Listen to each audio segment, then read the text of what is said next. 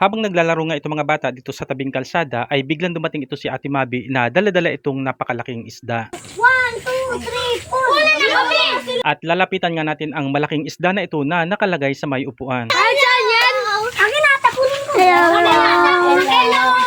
At bago ko nga malapitan ang malaking isda na ito ay meron munang hi and hello ang mga batang ito. Sanay na talaga sila sa akin na tuwing magbibideo ako ay haharap sila sa aking camera. At nandito na nga tayo, pagmasdan natin ang napakalaking isda na ito, ikumpara natin sa katawan ng mga batang ito. Parang kunti na lang talaga at aabot na siya sa isang dipa ni Jim Carr. At kung pagmamasdan mo nga siya, yung haba niya ay maikukumpara sa isang 7 taong gulang na pangkaraniwang bata. At talaga namang makikita kay Ate Mabi na hirapan siya na buhatin ang napakalaking isda na ito. Patunay lang na napakabigat din talaga naman ito. At naitanong ko nga din kay Ate Mabi kung anong klaseng isda ito, kung ano ang tawag sa isdang ito. At sabi nga niya, ito daw yung isdang sibo. Sibo ang tawag dito sa amin, siguro sa ibang probinsya ay may tawag itong iba.